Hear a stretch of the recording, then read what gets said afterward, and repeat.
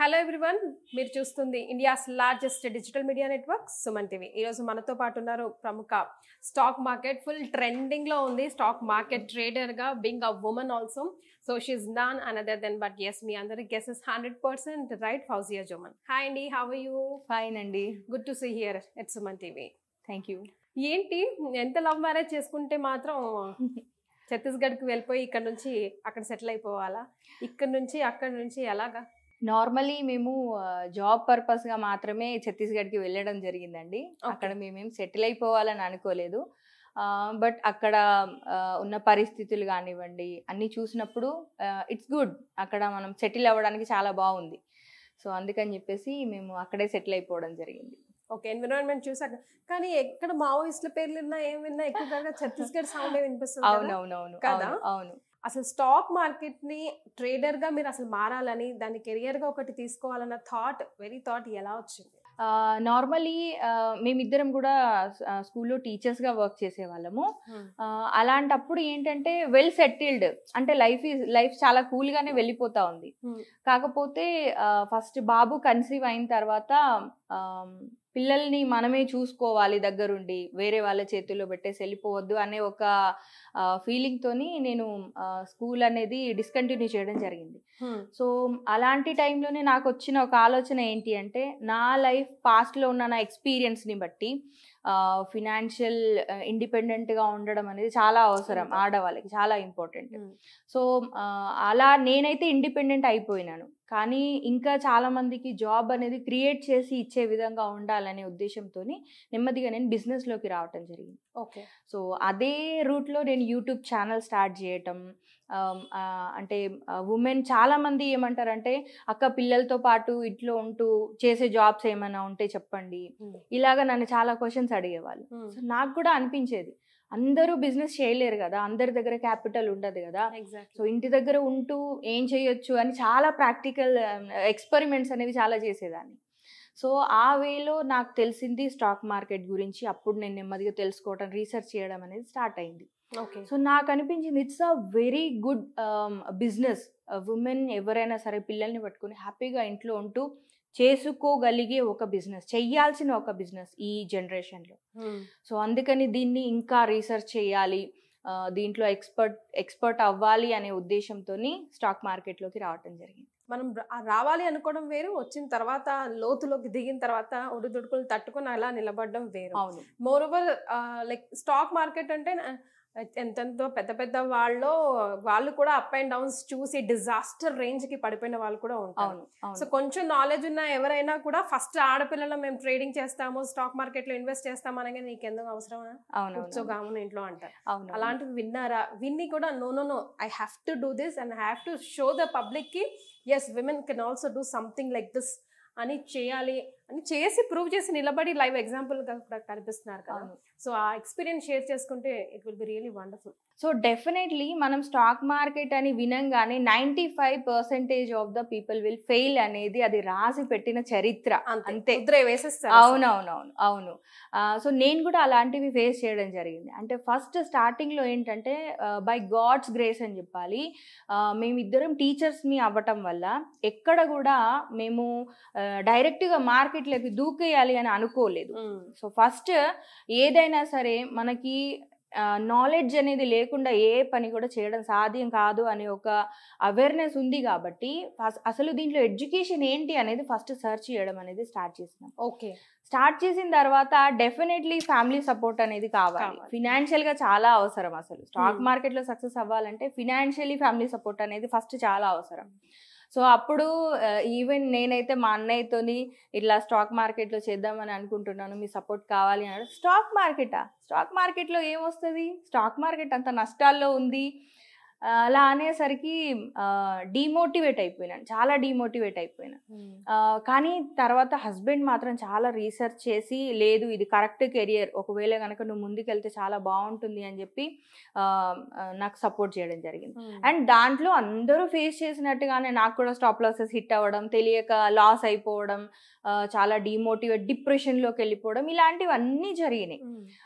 కానీ నేను ఎవరైనా స్టాక్ మార్కెట్లోకి రావాలనుకునే వాళ్ళందరి బిగినర్స్ అందరికీ నేను చెప్పేది ఇదే, మీ ఫ్యామిలీ సపోర్ట్ని ఫస్ట్ తీసుకోండి. మీరు డెఫినెట్లీ మీరు ఒక్కరు ఇది సాధించేది కాదు. డెఫినెట్లీ చాలా మంది ఏంటంటే దీంట్లో లాసెస్ అయిపోతే ఎవరికైనా చెప్తే పరువు పోయిద్ది అని చెప్పి దాచేసుకుంటారు, చెప్పరు ఎవరితోని. ఇదేమి తప్పు కాదు, ఇది purely it's a business. So కాబట్టి మీ ఫ్యామిలీ సపోర్ట్ని కూడా తీసుకోండి. నా హస్బెండ్ సపోర్ట్ నాకు ఉంది కాబట్టి డెఫినెట్లీ నేను డిమోటివ్ అయిన ప్రతిసారి ఆయన నాకు మోటివేట్ చేస్తూ ఎస్ డెఫినెట్లీ ఆ రకంగా నన్ను సపోర్ట్ చేస్తూ ముందుకెళ్ళినాం కాబట్టి సక్సెస్ ఈ రోజు ఇక్కడ ఉన్నాను నేను. So Ashmita Patil one of the top grade, like ఆమె దగ్గర ట్రైనింగ్ తీసుకోవాలంటే ఎంతో మంది ఎన్నో రోజులు వెయిట్ చేస్తూ ఉంటారు. ఆవిడ దగ్గర యూ హ్యావ్ ట్రైన్డ్, అవకాశం ఎలా వచ్చింది అండ్ మీరు ఆవిడ దగ్గర నుంచి నేర్చుకుంది ఏంటి? సో నేను చెప్పినాను కదండి, మేము టీచర్స్ ని అవ్వటం వల్ల అయ్యి ఉండొచ్చు. ఫస్ట్ ఎడ్యుకేషన్ గురించే నేను చాలా బేస్ లెవెల్ నుంచి వెళ్ళాను, ఏదో అడపదడప ఇన్ఫర్మేషన్ తీసుకొని వెళ్ళకుండా లేదు. అవును.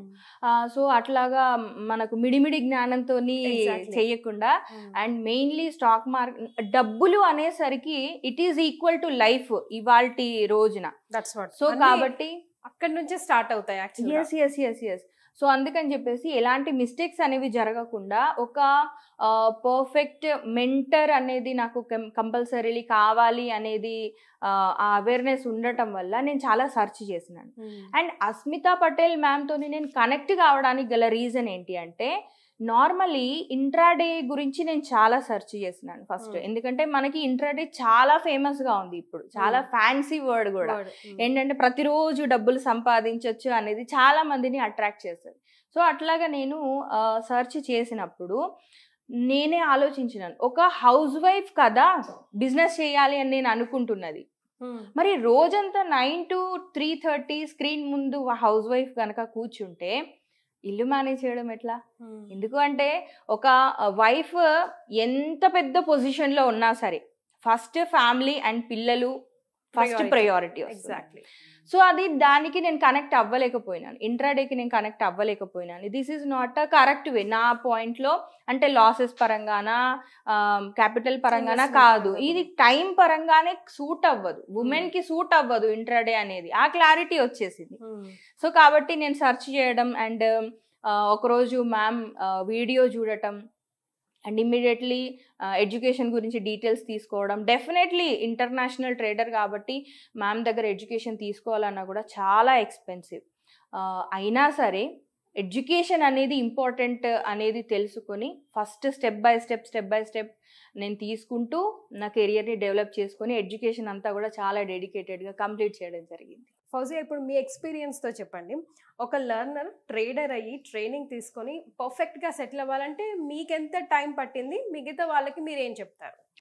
డెఫినెట్లీ ఇట్ డిపెండ్స్ అండి. ఎందుకు అంటే ఎస్ ప్రతి ఇండివిజువల్ కి ఇట్ డిపెండ్స్. ఎందుకంటే మీరు ఒకసారి చూడండి, క్లాస్ రూమ్ లో 45 స్టూడెంట్స్ ఉంటారు, ఒక్కడే టీచర్ ఉంటారు, అండ్ ర్యాంక్ మాత్రం ఒకరికి వస్తుంది, ఫస్ట్ ర్యాంక్ కదా. సో కాబట్టి ప్రతి ఒక్క వ్యక్తికి నేర్చుకోవడం అనేది డిఫరెంట్ గా ఉంటది. అండ్ ఈ స్టాక్ మార్కెట్ ఎడ్యుకేషన్ అనేది 1 yearలో కంప్లీట్ చేసే కోర్స్ అనో లేకపోతే 6 monthsలో అయిపోతుంది అనే కోర్స్ కాదు ఇది. డెఫినెట్లీ మన డెడికేషన్ అండ్ మన కుటుంబ పరిస్థితులు ఇవన్నీ కూడా డిపెండ్ అవుతాయి. నేను మాత్రం కంప్లీట్లీ 2 years నేను ఎడ్యుకేషన్కి ఇవ్వడం జరిగింది. 2 years ఎస్. రోజు దాదాపుగా 12-13 గంటలు నేను స్టాక్ మార్కెట్ కోసం స్పెండ్ చేయడం జరిగింది. దీంట్లో మెయిన్గా మనం స్ట్రాటజీస్ తెలుసుకోవటం కాదు, ఈ స్ట్రాటజీస్ ఎలా వర్క్ అయినాయి ఇంతకు ముందు, బ్యాక్ టెస్ట్ ఏంటి, ఇలాంటి చాలా అంటే రోజుకి ఒక రకంగా ఉంటుంది మార్కెట్ అనేది. Markets are absolutely random. Correct.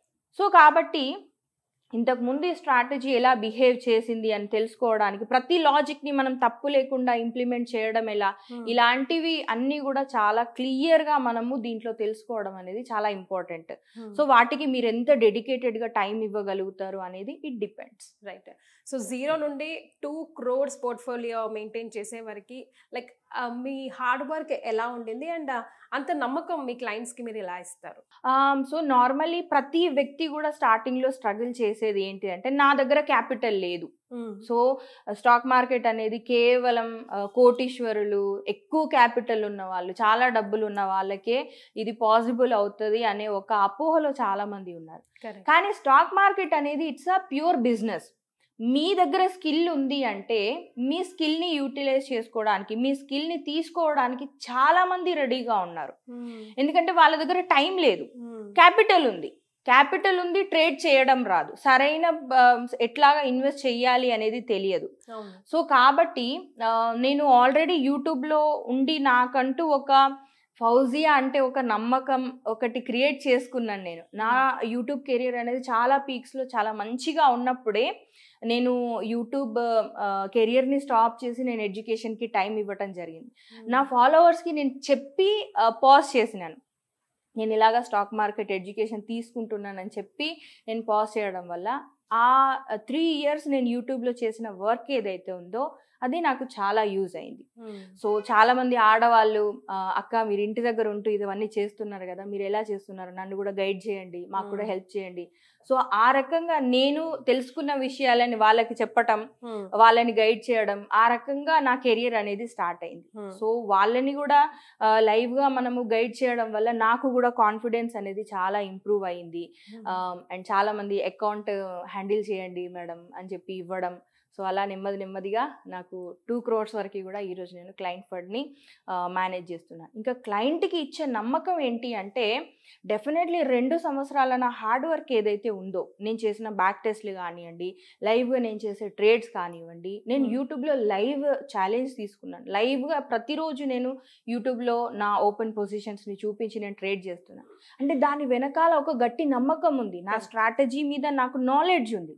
So ఆ నాలెడ్జ్ ద్వారా వాళ్ళకి ఓపెన్ ఛాలెంజ్గా మనం చేయడం వల్ల డెఫినెట్లీ అది సరైన విషయం ఏదైనా సరే జనాల వరకు వెళ్ళాలంటే టైం పడుతుందండి, కానీ వన్స్ రీచ్ అయింది అంటే that will be amazing. Right. So మైదావులు ఇందాక నేను అన్నట్టు ఒక్కొక్కసారి అప్స్ అండ్ డౌన్స్ చూస్తూ ఉంటారు. సో స్ట్రాటజీస్ వర్క్ అవుతాయా, లక్ వర్క్ అవుతుందా, మీకేం వర్క్ అయింది, మీరేం స్ట్రాటజీస్తో ముందుకెళ్తారు?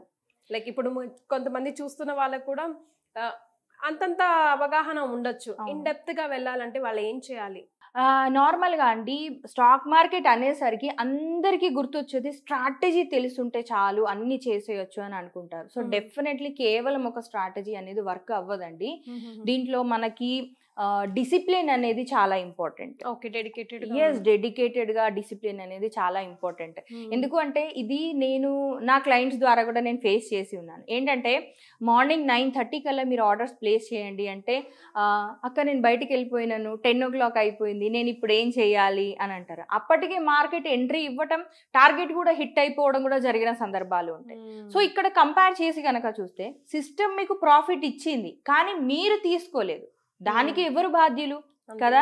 సో ఆ రకంగా డెడికేషన్ అనేది ఉండాలి కంపల్సరీ. సరే ఇది 9 to 3:30 వరకు మనం స్క్రీన్ ముందు కూర్చోవట్లేదు, కానీ ఆర్డర్స్ ప్లేస్ చేయాల్సిన టైంలో డెఫినెట్లీ మనము చాలా డిసిప్లిన్ తోని కరెక్ట్గా చేసినప్పుడే అది పాసిబుల్ అవుతుంది. అండ్ స్టాక్ మార్కెట్లో లక్ అనేది అసలు ఉండదండి, అస్సలు ఉండదు. ఖచ్చితంగా స్ట్రాటజీ, నాలెడ్జ్, సరైన క్యాపిటల్, మీరు ఎంత డెడికేటెడ్గా మేనేజ్ చేస్తున్నారు, ఇవన్నీ కూడా వీటి మీద డిపెండ్ అయి ఉంటాయి. ఫౌజియా గారు, నాకైతే స్టాక్ మార్కెట్ నిల్, ఆ వర్డ్స్ ఏదో కొన్ని తెలుసు. సో నా దగ్గర ఇప్పుడు ఒక 40,000 ఉన్నాయి ఫర్ ఎగ్జాంపుల్. సో దాన్ని నేను ఎందులో ఇన్వెస్ట్ చేయాలి? ఇప్పుడు మిమ్మల్ని చూసి నేను ఇన్స్పైర్ అయ్యాను, అబ్బా నేను కూడా ఫౌజియా గారు దాంట్లో పెట్టేస్తాను అనుకుంటాను కదా. సో ఫర్ 40,000 నాకు నెలకి లేదా రోజుకి 5,000 రావాలంటే how should I move on? అయితే దీంట్లో నెలకి రోజుకి 5,000 అనేది ఇంత అమౌంట్ అనేది ఉండదండి. ఈ ఫస్ట్ మనం యాక్సెప్ట్ చేయాల్సిన విషయం, ఇది ఒక వ్యాపారం, ఇది ఒక మంత్లీ సాలరీ లాగా తీసుకునే ఒక విషయం కాదు. రోజుకి ఎంత వస్తుంది, అసలు ఇదే అతిపెద్ద అపోహ. ప్రతిరోజు స్టాక్, ఇప్పుడు ఫర్ ఎగ్జాంపుల్ నేను యూట్యూబ్లో లైవ్ చేస్తున్నాను, మొన్న తీసుకున్న నేను ట్రేడ్లో 45,000 రూపీస్ నేను ప్రాఫిట్ బుక్ చేసినాను. మీరు ఆ ఒక్క వీడియో చూస్తారు, చూసి ఏమనుకుంటారు, ఫౌజియా అక్క ఒక్కరోజు 45,000 ప్రాఫిట్ బుక్ చేసింది, నేను డైలీ 10,000 బుక్ చేయలేనా అని అనుకుంటారు. దాని వెనక క్యాపిటల్ ఎంత అనేది మీకు తెలియదు, రిస్క్ ఎంత అనేది మీకు తెలియదు, అండ్ స్టాప్ లాసెస్ హిట్ అయినప్పుడు వీడియో అసలు మీరు చూడలేదు. సో దీంట్లో అప్స్ అండ్ డౌన్స్ అనేవి తెలియకుండా నాకు రోజు ఎంత వస్తుంది, వీక్లీ ఎంత వస్తుంది అనేది క్యాలిక్యులేట్ చేసుకోవద్దు. ఇది చాలా పెద్ద తప్పు. చాలా పెద్ద మిస్టేక్ అనేది ఇక్కడనే జరుగుతుంది. అండ్ దీంట్లో స్టాక్ మార్కెట్లో మీరు స్టాండర్డ్ రిటర్న్స్ అంటే మినిమం పర్ యానం 30%. ఇది నిజంగా ఫస్ట్ మీరు డైజెస్ట్ చేసుకోవడానికి చాలా కష్టంగా ఉంటుంది. కానీ ఒకసారి మీరు రిటర్న్స్ పరంగా చూసుకుంటే 30% అనేది చాలా హ్యూజ్ రిటర్న్స్. అది మినిమం మీకు 30% ఉంటుంది, మాక్సిమం మీది ఎంత వరకైనా వెళ్ళొచ్చు. ఈవెన్ లాస్ట్ ఇయర్ కనుక చూసుకుంటే September to September 120% bank Nifty options లో మనము ప్రాఫిట్ అనేది బుక్ చేయడం జరిగింది. సో మార్కెట్ అనేది చాలా డిఫరెంట్ గా ఉంటుంది. సో పర్ యానం మీరు on and average 30% minimum expect చేయాలి. మాక్సిమం ఎంతైనా రావచ్చు. ఇంకా ఎక్కడ ఇన్వెస్ట్ చేయాలి అనే క్వశ్చన్కి ఆన్సర్ ఏంటి అంటే, మీరు ఎక్కడైనా ఇన్వెస్ట్ చేయవచ్చు. మీరు ఎస్ఐపి అంటారా, స్టాక్స్ అంటారా, మ్యూచువల్ ఫండ్స్ అంటారా, కానీ ఎక్కడ ఇన్వెస్ట్ చేసినా కూడా ఒకటి గుర్తుంచుకోండి, పెరుగుతున్న ధరలు అండ్ మీకు వస్తున్న రిటర్న్ వీటి రెండింటికి మ్యాచ్ అవుతుందా లేదా అనేది చూసుకోండి. ఇప్పుడు ఉన్న పరిస్థితులను బట్టి కనీసం పర్ యానం మీకు 12% కంటే ఎక్కువ రిటర్న్స్ ఎక్కడైతే వస్తున్నాయో మీరు అక్కడే ఇన్వెస్ట్ చేయండి. అందరికీ అస్మితా పటేల్ గారు దొరకకపోవచ్చు. సో కొద్దో గొప్ప మేము కూడా నాలెడ్జ్ గెయిన్ చేసుకుంటాము అని ఇన్స్పైర్ అయ్యి చదువుకోవాలనుకుంటున్న వాళ్ళకి మీరు ఇచ్చే suggestion like guide lines? Definitely అండి, మీ దగ్గర విల్ పవర్ ఉంది, మీకు నేర్చుకోవాలి అనే ఒక తపన మీలో ఉంది అంటే దారులు చాలా ఉన్నాయండి. ఇప్పుడు యూట్యూబ్లో కూడా చాలా స్టఫ్ ఉంది. కానీ దాన్ని సరైన పద్ధతిలో యూటిలైజ్ చేసుకోవడం ఎట్లా అనేది మీరు ఒకసారి ఆలోచించండి. ఏదైనా ఒక స్ట్రాటజీని మీరు ఫాలో అవుతున్నారంటే సరైన పద్ధతిలో ఆ స్ట్రాటజీ యొక్క రూల్స్ అండ్ రెగ్యులేషన్స్ రాసుకుంటూ మీరు దీనికి సంబంధించిన బ్యాక్ టెస్ట్ అది చేస్తూ కనుక ముందుకెళ్తే డెఫినెట్లీ నేర్చుకోవచ్చు. అయితే నా సజెషన్ ఏంటి అంటే, ఇప్పుడు అందరికీ అన్ని కెరియర్స్ సూట్ అవ్వవండి. ఎందుకు అంటే ఇప్పుడు ఫర్ ఎగ్జాంపుల్ కొంతమంది ఎంబీఏ చేసిన వాళ్ళు వేరే ఏదో కెరియర్లోకి వెళ్ళిపోతారు. సైన్స్ గ్రూప్ చదువుకున్న వారు ఫినాన్షియల్ సెక్టార్లోకి వచ్చేసారు. ఫర్ ఎగ్జాంపుల్ నన్నే తీసుకోండి, నేను సైన్స్ గ్రూప్, కానీ ఈ రోజు నేను ఫినాన్షియల్ సెక్టార్లో ఉన్నా. Now I love mathematics. ఒకప్పుడు అంటే మ్యాథ్స్ అంటే భయం వేసేది కదా. సో అందరికీ అన్ని సూట్ అవ్వవు.